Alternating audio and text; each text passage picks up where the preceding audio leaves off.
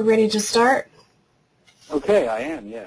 Okay, hi, this is Kate Williams, and I'm here with my business partner, Daryl Lozapone, and we are ready to start our webinar. Today's topic is start taking payments online. Daryl has been my guide and tech consultant and friend as I have taken my business online and started collecting payments online for my programs and services. I know that a lot of you do that now or may be wanting to do that in the near future, so you're here. This is a good time to get started, finding out everything you need to know about starting to collect payments online. So Daryl, I'm going to turn it over to you now and tell us everything we need to know. Okay, well, I will certainly try to do that. I want to thank everybody for being here with us today. And we're going to talk about, as Kate said, I'm going to close my window because there's a truck driving by. We're going to talk about collecting payments online and what you need in order to make that happen. There's a couple different things that you need in there to make the process work, and we're going to go over those, and then I'm going to give you some of the different options that are available for you to actually process and collect payments online.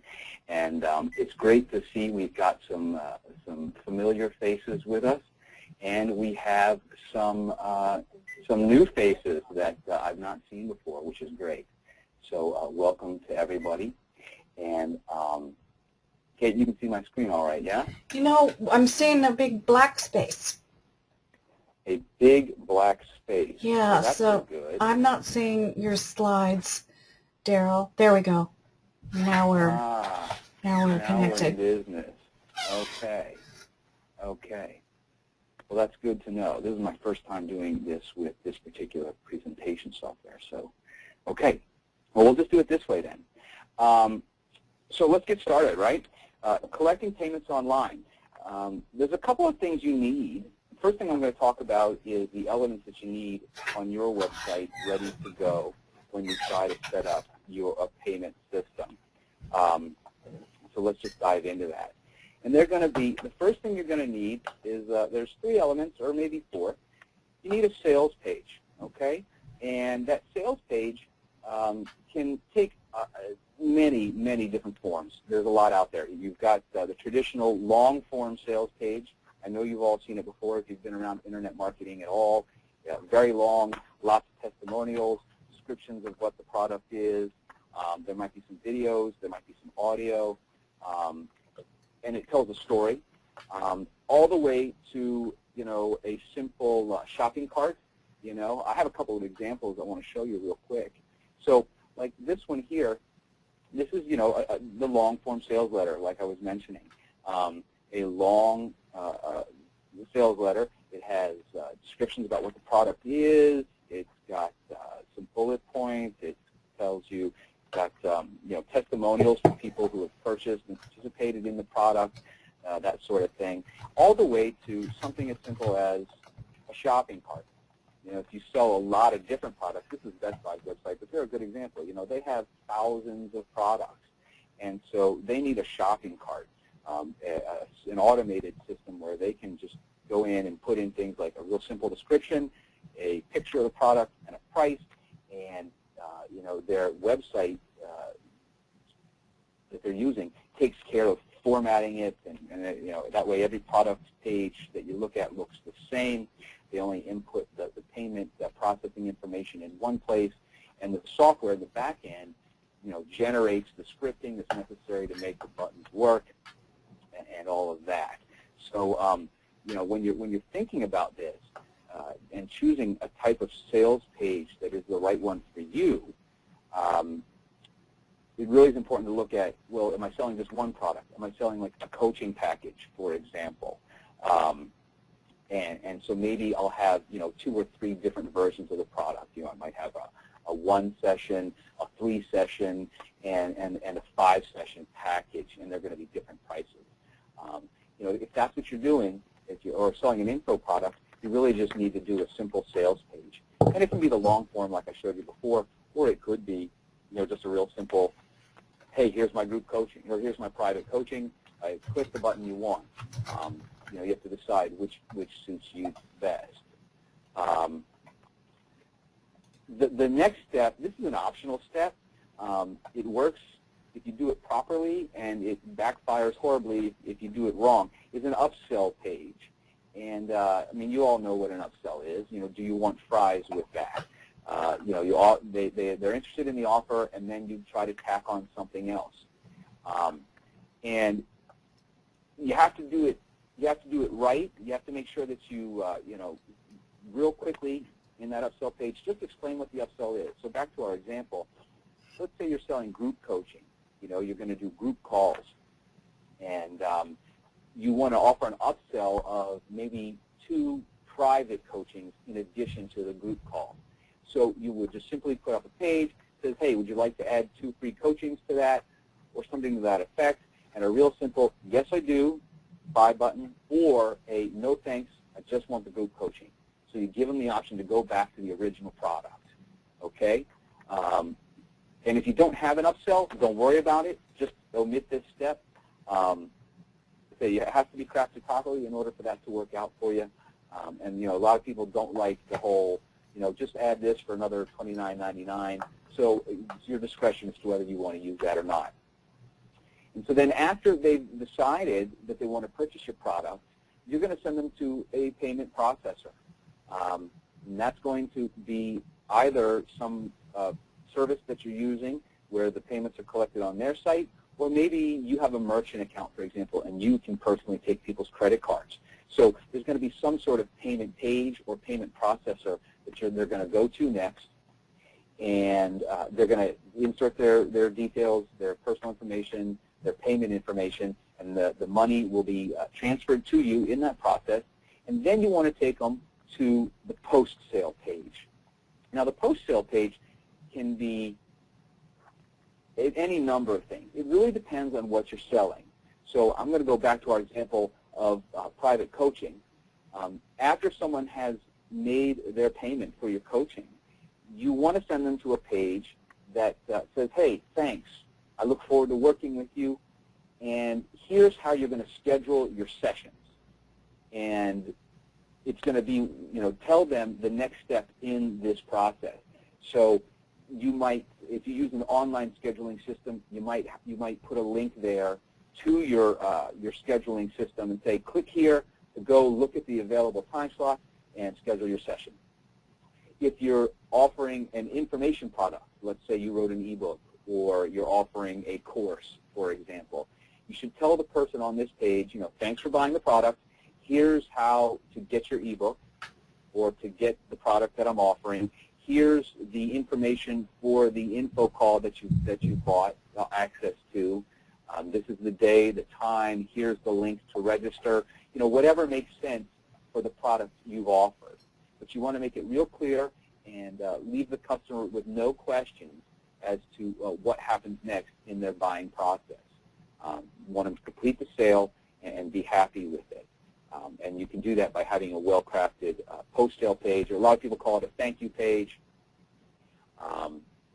So those are the 3 or 4 elements. And I've just got a little picture here for those that like graphical representations. You start with your sales page. You then go to your upsell or downsell page if you're going to implement that step. Then they go to the payment processor, and then they go to the post-sale page. Okay? So I'm just going to take a quick little check here and see, do we have any questions so far? Probably not, but I'm just going to stop and take a look. Okay, no, we don't. So I'm going to move forward. So we're going to stop now. We're going to take a look at the different types of payment processors that are out there that you can use to process payments and sell items online. I'm sure everybody knows PayPal, Google Checkout, Amazon Payments. Those are one category of payment processors that are out there for you to use. There's another category, and that's like PayPal Website Payments Pro or a merchant account. For those of you that don't know, a merchant account is an account that you get that enables you to actually process people's credit cards directly. And the final option are services out there like 2Checkout, ClickBank. Again, if you've been around internet marketing at all, you've probably seen those used before. And I'm going to break these down, of course. But those are really the three basic categories of payment systems that are out there that you can use to collect payments online. And so now let's just go ahead and take a look at these individual categories of payment processing. So we're going to start off with PayPal, Google Checkout, those types. They typically have no startup fees. They're going to have no monthly fees. And you only pay when you actually process a sale. And that's actually a good thing. Because a lot of people, oh, sorry, I've got all that going on there. A lot of people, you know, if you're just getting started, you're not going to have a lot of sales necessarily every month. If you do, that's great, but you probably won't. So I recommend you start with something that has no monthly fee. So even if you don't make any sales in the month of June, for example, you're not paying a fee on top of that.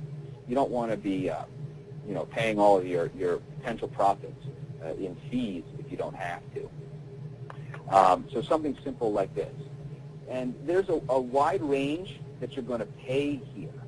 I guess we should go over a few quick terms here. When you get involved with any kind of payment processor, you're going to have a payment processing fee. And this is the same across PayPal, Google Checkout, merchant accounts, PayPal website, Payments Pro. They're going to charge you per transaction. And typically, it's going to be a certain percentage of the sale plus a flat fee. So PayPal right now, for example, starts at 2.9% plus 30 cents. So if you sell $100, $100 product, you're going to pay $2.90. That's the 2.9%, $2.90, plus 30 cents transaction fee. So you're going to end up paying $3.20 to take a $100 sale. Okay? Not too bad. And the great part is you're only paying when you actually have made a sale. And hopefully you price your product right so that you get enough profit and can pay for the payment processing all at the same time. When you move to something like our second category, which is PayPal Website Payments Pro or a merchant account, you're going to have potentially a startup fee. You're going to have monthly fees as well. Those monthly fees, if you go with a merchant account, they can get really confusing as to what they call them. But you know, you're going to end up spending, on average, $25 or more just to be able to have the account every month. Okay? You're going to have typically a gateway fee. That's a fee that's charged for your credit card processor, the bank that handles your account, to talk to the system that lets you actually someone go to a web page and put in their credit card info. So you're going to pay that fee. You're also going to get what's called a statement fee, which really at the end of the day is just a fee for having the account for them to service your account. I'm saying those can all add up. Plus, you have the transaction fees as well. You're still going to be paying. Typically, it's going to be a lot less than what you get at PayPal. You know, you can often find things down at anywhere between 1.8 to 2.2% plus 20 cents, 25 cents. So PayPal is a little bit more expensive per transaction, but you aren't paying those monthly fees. And, you know, I've done math and comparisons on this. You have to get into the range of selling. Of course, it depends on what your average sale is. But let's say your average sale is $100. Well, then you have to be doing about $1,800 worth of sales a month before PayPal becomes more expensive than that merchant account when you take into account the monthly fees. So if you're just getting started, you know, a merchant account is kind of neat, and it helps establish you, but PayPal lets you get up and running immediately, and it won't break your bank if, for some reason, you don't make any sales. Having a merchant account is going to, or the PayPal Website Payments Pro, that's going to require you to have additional infrastructure on your website as well. You're typically going to have an SSL certificate, which means you're going to have a special account with your hosting provider. You're going to have to get a certificate, and that's going to cost you anywhere from $45 to $1,000 per year to get that SSL certificate. Then you have to get it installed. So there's all kinds of other hoops you have to jump through in order to make the credit card merchant account or the PayPal Website Payments Pro work for you. However, people don't leave your site, okay? When you use something like PayPal or Google Checkout, I'm sure for those of you that have used it before here on this call, you know that when you're ready to pay, you click that Buy Now button, and you end up over at PayPal's website. And, you know, the merchant's email address is up at the top, but they're actually making the payment over at the payment processor, which is why you don't need to have all this infrastructure. They're providing it for you. When you move the payment over to your website itself, you say using the second category of payment processors here, you have to provide that infrastructure. So it's a little bit more technically challenging and requires some additional expenses from you. And again, as I mentioned before, they've got monthly fees, and you are going to pay whether you process a sale or not during any given month. Okay? So our third category are things like 2Checkout, ClickBank. Again, you've probably seen those before, and they are they try to be an all-in-one service for you. Okay? They provide a shopping cart. They provide the payment processing. So you need to have almost no infrastructure in place. Really all you have to have are pages that explain what your products are. And then when the person is ready to buy, you send them over to these sites, the 2Checkout or the ClickBank, for example, and the person processes their payment there. Now, almost all of these include a setup fee. Not all do, but most do.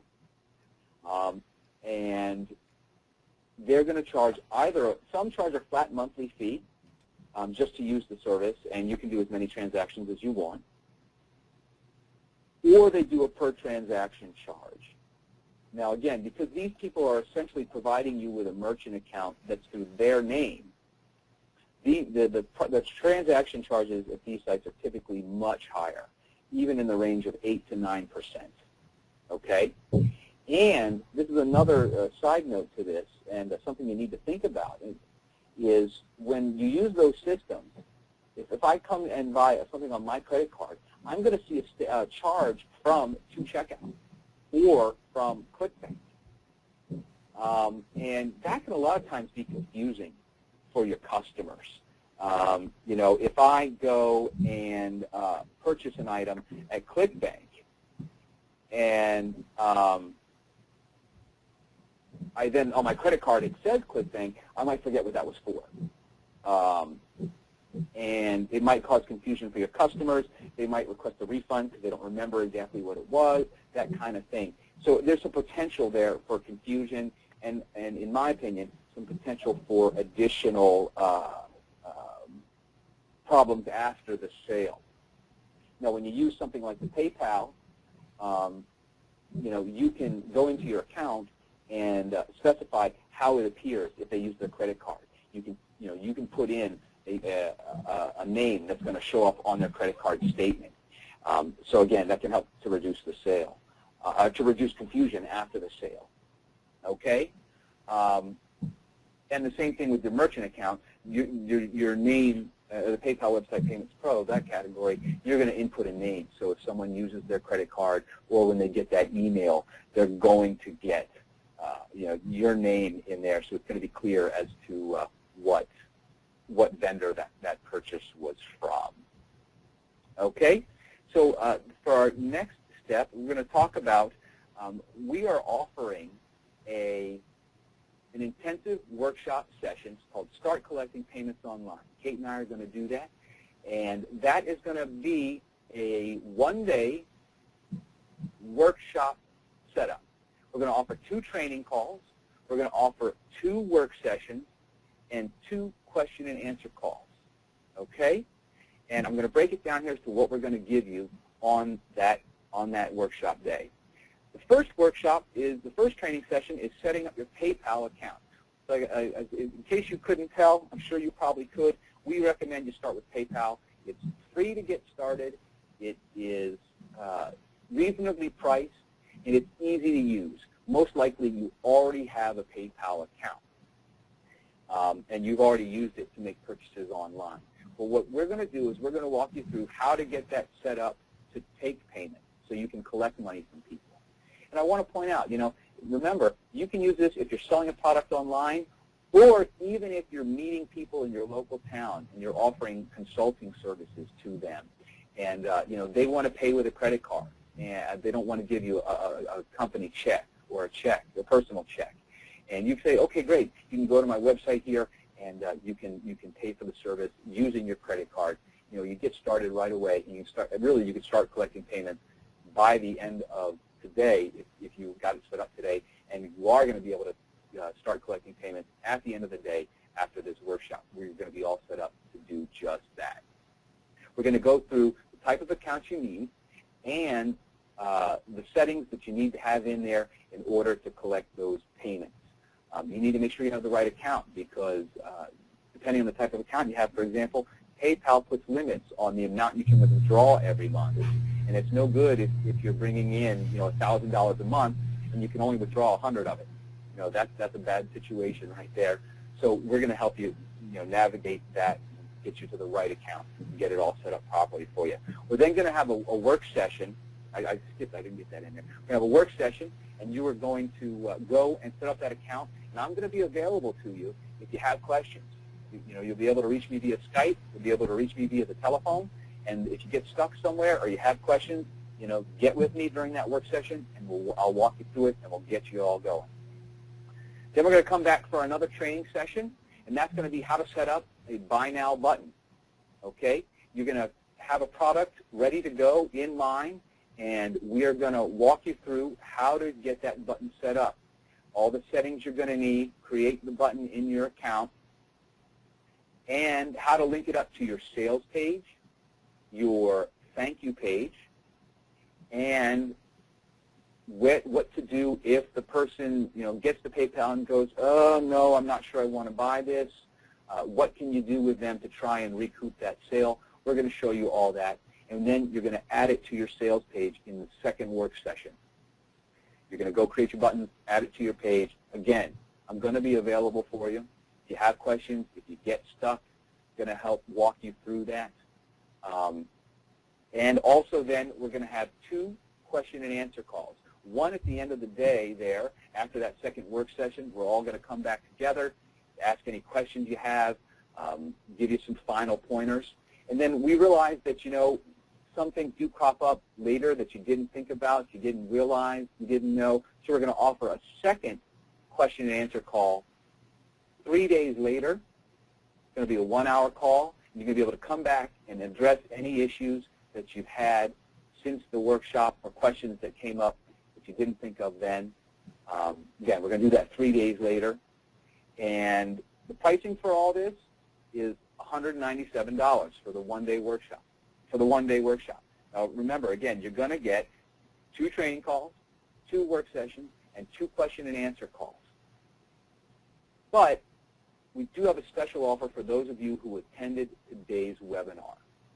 For the first 5 people that choose to participate in our intensive, we're going to offer a $50 discount. So you're going to be able to get that for $147. Okay? And that's for the first 5 people. Now, this workshop is going to be next Friday, June 3rd. We're going to start at noon Eastern Time, and we're going to finish up at 6 o'clock. So scheduled in between there, in between that time, we're going to have the 2 training calls and the 2 work sessions and the 1 question and answer call. And then we're going to come back on the following Tuesday, and we're going to have the second question and answer call. So again, that gives you the weekend to work through anything, to try out your system, to find any quirks that you might have, or just other questions that come up. We're going to come back on that Tuesday. And Kate, I don't remember. What time did we say we were going to do that call? I'm just looking right now in my book, but I thought we were going to start again at 9 Pacific, 12 Eastern. But Okay, I couldn't remember if we went for an evening call, but that makes sense. We're going to start again at noon then, and we'll do the second question and answer call. And again, the pricing on that, $197. If you can get it, if you're one of the first 5 people, for $147. And we're at the bottom of the hour. I only wanted this to be 30 minutes. So here's the URL you can go to if you want to participate. If you want to be able to start selling your product online, go to socialbizstartup-kit.com/start-collecting-payment-online, and you can sign up there. Okay, so I want to thank everybody. I'm going to open up the call here now if there's any questions right now for those of you that are still with us. And, let me know if you have any questions. You can raise your hand. If not, we're going to go ahead and end the call. But I'm going to just sit here and wait for just a few minutes. Hope everybody knows how to use the little raise your hand there if you have a question. And I want to thank you all for joining us today.